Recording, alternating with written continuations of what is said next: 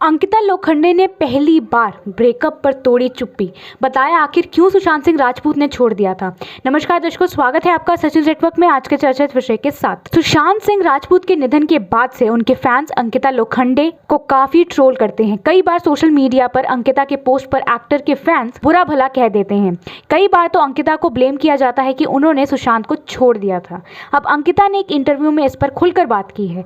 अंकिता ने साथ ही ब्रेकअप पर भी बात की। अंकिता का कहना है कि उन्होंने कभी सुशांत को नहीं छोड़ा था, बल्कि सुशांत ने ही ब्रेकअप किया था। अंकिता ने कहा कि वह अब तक चुप इसलिए थी क्योंकि वह अपने रिलेशनशिप का तमाशा नहीं करना चाहती थी।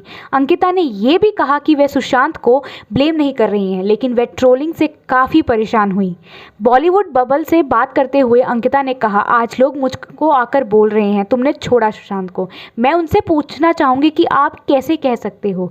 किसी को मेरी बात नहीं पता, किसी को ब्लेम नहीं करी। मुझे लगता है कि वह अपनी चॉइस को लेकर बिल्कुल क्लियर थे।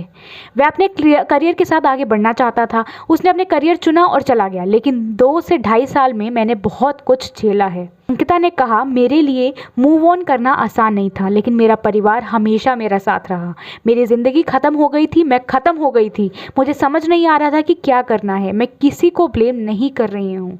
मैंने कहा था तेरी ज़िंदगी है, तुझे जाना है तो जा, लेकिन अंदर ही अंदर मैं टूट गई थी। ट्रोलर्स को अंकिता ने कहा, आज जो लोग मुझे उल्टा बोल रहे हैं वे तब कहाँ थे जब हमारा ब्रेकअप हुआ था, तब क्यों नहीं आगे आए। अब वो लोग मेरे और विक्की के कपल को गंदा बोल रहे हैं। सुशांत और मैं अब अचानक से मेड फॉर ईच अदर हो गए, तब कहाँ थे ये लोग। अब इन चीज़ों से ज़्यादा परेशानी इसलिए होती है क्योंकि सुशांत अब नहीं रहे और मेरे मन में उनके खिलाफ कुछ भी नहीं है।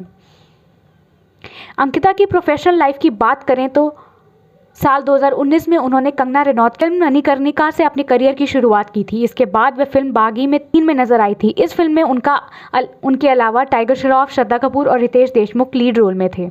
कई बार जो जैसा दिखता है वैसा होता नहीं है। क्या है आपकी राय, बताएं हमें। तब तक मैं कोमल प्रभाकर लेती हूँ आपसे इजाज़त। जय हिंद।